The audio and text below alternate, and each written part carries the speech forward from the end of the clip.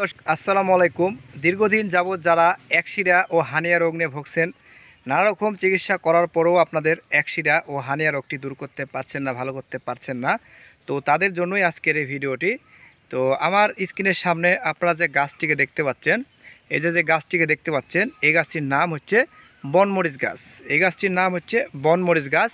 তো যাদের একশিরা ও হানিয়া রোগে যারা দীর্ঘদিন ধরে ভুগছেন, নানা রকম চিকিৎসা করার পরেও একশিরা ও হানিয়া এই রোগটি দূর করতে পারছেন না, ভালো করতে পারছেন না, তো তারা কি করবেন, এই যে স্ক্রিনের সামনে যে গাছটা দেখতে পাচ্ছেন, এই গাছটিকে খুঁজে বের করবেন। গাছটির নাম হচ্ছে বনমরিচ গাছ। গাছটির নাম বনমরিচ গাছ।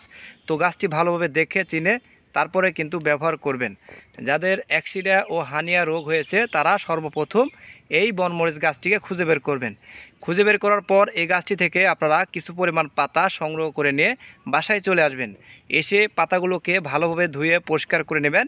নিয়ে পাতায় পিষে অথবা ব্লেন্ডার করে এই পাতা থেকে আপনারা রসটা বের করে নেবেন। রসটা বের করে নিয়ে কি করবেন, ওই রসটা আপনারা 4 চামচ কি 5 চামচ রসটি আপনারা হালকা কুসুম কুসুম গরম করে নেবেন। হালকা কুসুম কুসুম গরম করে নিয়ে আপনারা কি করবেন, ওই রসটি আপনারা সকালে খাবেন এবং বিকালে খাবেন।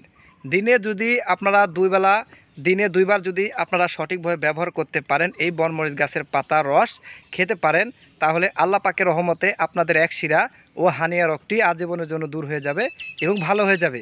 আপনারা চাইলে একটাবার ব্যবহার করে দেখতে পারেন প্রিয় দর্শক, অবশ্যই উপকারে লাগবে, কাজে লাগবে। আল্লাহ পাক যদি চায় আপনাদের এই রোগটি আজীবনের জন্য দূর হয়ে যাবে, ভালো হয়ে যাবে।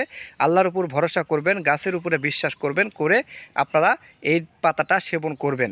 দেখবেন যে আল্লাহ পাকের রহমতে আপনাদের একশিরা ও হানিয়া রোগটি আজীবনের জন্য দূর হয়ে যাবে, ভালো হয়ে যাবে, আর কখনো হবে না। আর এই রোগটি যদি আপনারা আপনাদের শরীরে ধরে রাখেন তাহলে কিন্তু